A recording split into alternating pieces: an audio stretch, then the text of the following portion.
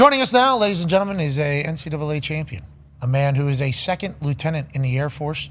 And obviously, we all learned of his story last weekend whenever he beat Gable Steveson in what people are calling the biggest upset in NCAA history. Ladies and gentlemen, from the Air Force and Oklahoma State, second lieutenant, Wyatt Hendrickson. Yeah. What's up, boss?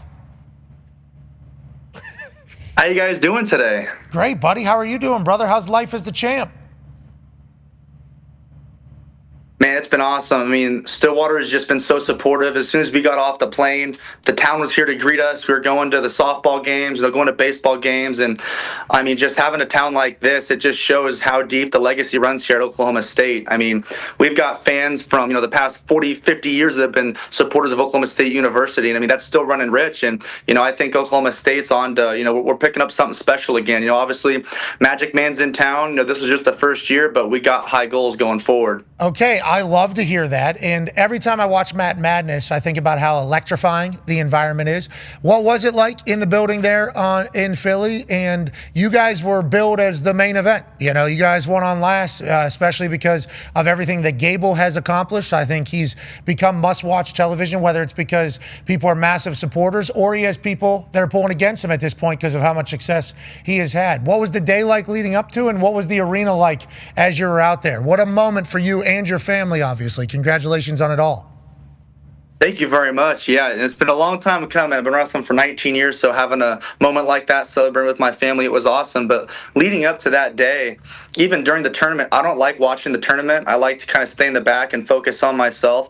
And I was zoned in that day, leading all the way from, the morning of until, 5 minutes before the match. I was ready. I was confident in my training. I was ready to go put on display, the hard work I've been putting in the last 6-7 months. Because you don't decide the day of the tournament that you want to be a national champion. Oh, yeah. You need to decide that months in advance, because that's going to guide your training. That's going to depend how you train, and it's going to show on the mat when you go compete. So as soon as I walked out there, I have such good, I've done this a lot, so my tunnel vision was amazing. All I saw was that center mat. I didn't even see Gable was standing in the center with his arms open. He was kind of guarding the mat, like, hey, you're coming to Big Papa, you're taking on the champ. And I was just so focused. I mean, he was saying stuff to me, but I didn't, I was just so zoned in. I wasn't listening to anything. So, the one moment I do remember it started to sink in was as soon as I got that takedown. I mean, you talk about feeling the environment. I could just, everything in my body was fully flexed. I was holding on to him. I could feel the place just erupting, but it wasn't over yet. There was still 20 seconds left in that match. So it was, probably one of the longest 20 seconds of my life, but I think it helped that I think Gable was a little bit stunned. He was almost, I'd even say, in disbelief that he just got taken down. I mean, you see him look up at his coach, look at the clock, and he's like, I didn't think this was going to happen. What do I do now? So, that was a really exciting match. But I also just want to say that Gable's still a great wrestler. He's obviously been in the sport for a long time. He's done so much for the great sport of wrestling, even bringing us an Olympic gold medal. And he's, multiple-time national champion. And he might still be in the game. So this is no time to let up. Obviously, just right before this, I was watching the show. It was up in the wrestling room while I was in there getting some work in. And, I'm just excited for what the future holds. So I'm not slowing down. I'm excited to go get, a gold medal of my own here when LA 2028 comes around. Okay, so that is the question, because we know, we looked into it a little bit, and you might be able to correct us if our research is wrong. And congrats to that is so sweet to watch the family, especially with how grueling and hard wrestling is and the amount of commitment that takes for your entire life. You guys not only beat the shit out of your ears like we see, but your bodies and everything. Yeah, exactly. Yeah, and that is like, it's a grueling sport. It is very difficult. A lot of discipline, a lot of accountability, a lot of hard work. So watching your families go crazy after the win, it's part of the Matt Madness magic. That entrance that you had there with that American flag coming out and then behind you with the fire. I mean, what a moment. You said you were zoned in, but that is a piece of content that I hope you and your family watch forever, because that is fucking filthy, to be honest. That is such a sweet entrance, and I like the fact that the Matt Madness folks appreciate this part of the spectacle and make it a show. But that American flag obviously means a lot to you, not only because you're a great American, but also you're a second lieutenant in the Air Force. We think what we read was you had to transfer to Oklahoma State to continue your wrestling career because the military academies don't have graduate competitors in their sports. Is that accurate? And what is next for you? Do you have to go to Air Force? You said 2028 you're focusing on. What is next for somebody in your position? Because I don't think we fully understand it all. And thank you for your service. Absolutely. Yes, well, thank you very much for your guys' support. This is a kind of a unique program, I would say. But so yes, the academy only has it's a 4-year. There's no graduate program there. So about 20% of the graduating class actually goes to grad school because it's getting a master's is something that we need to obtain sometime along the line. But I was actually able to get in the WCAP program, which is the World Class Athlete program, of course, through the Air Force. And I brought up to their attention. I said, hey, I can maybe get some schooling done, and I could also use my last year of eligibility because I do have that because of the COVID year. And, they were on board with it. They supported me in that. And the WCAP program will last. I'm going to be in it for 4 years. So pretty much my main job is going to be representing the Air Force on the wrestling mat. So I'm really grateful to be in this position to where I get to, serve this great country while wrestling on the wrestling mat. But of course, after those 4 years, I'll still be able to go be in the Air Force for a minimum of 5. So my long-term goal has been to make the military a career. I love this country. I think the best thing for me to do to give back is to be serving. And we talk about running out with that American flag.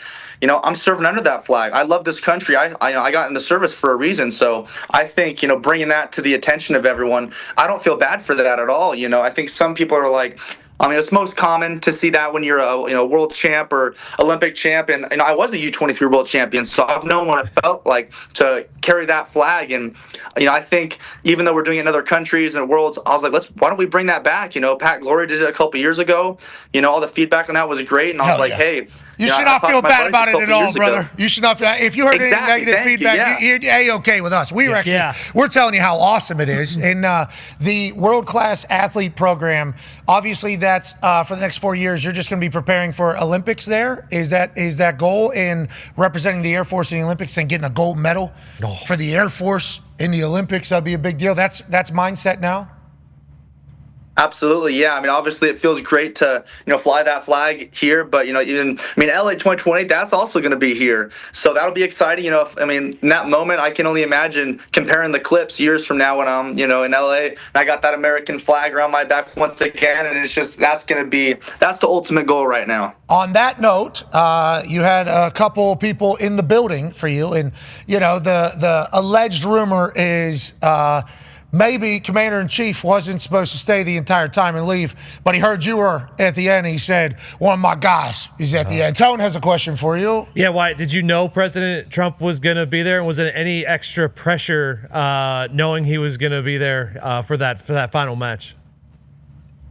Yeah, I did actually hear that he would be coming to that, and that's obviously super exciting. And I think I've got enough grasp on the sport that I'm able to kind of take myself out of the situation and wrestle for myself, my family, and my team. So, if you asked me that 5 years ago, I would have been out there freaking out like, oh my gosh, like my boss is watching me. But I was just really blessed to go out there and wrestle freely. So it was a pretty exciting moment when after that match I walked over there and I showed him my respects because that's my boss, man. The Commander-in-Chief, President Trump, is just the fact that he was there supporting the great sport of wrestling is just an attribute to how awesome of a sport this is, and it's growing. And I think a lot of people that originally wouldn't have watched the sport are now maybe looking in a little bit like, what's going on here? But one thing I didn't know that Elon Musk was there. So that was a surprise. As soon as I went back, I was shaking his hand. I'm like, what's up, Elon? Like, good to see you here too. So that kind of caught me off guard. I'm like, that's pretty cool. Okay, so you had a post-match behind the scenes in a locker room convo with Elon and the president and everything, or did everything happen out in front of everybody? Yeah, no, that was after the awards ceremony. Just right after the awards ceremony, we were able to go over there, get a quick picture, talk to him again for a brief second before we head to the back. Good for you, man. You represent your country well, and we can't wait to see what you do next. Appreciate your service, both in the past and in the future, and right now representing for the Air Force. Good luck with everything, okay, bub? Absolutely. Thank you guys so much. And always remember, God bless America, God bless our troops, and God bless the Cowboys. Thank you, guys. All right, ladies and gentlemen, Wyatt Hendrickson. Yeah, Wyatt. Congratulations, man. That's awesome. What a breath of fresh air. That's my boss over there. Yeah. Okay? Yeah, I was in the Air Force, second lieutenant, okay? We do the whole thing.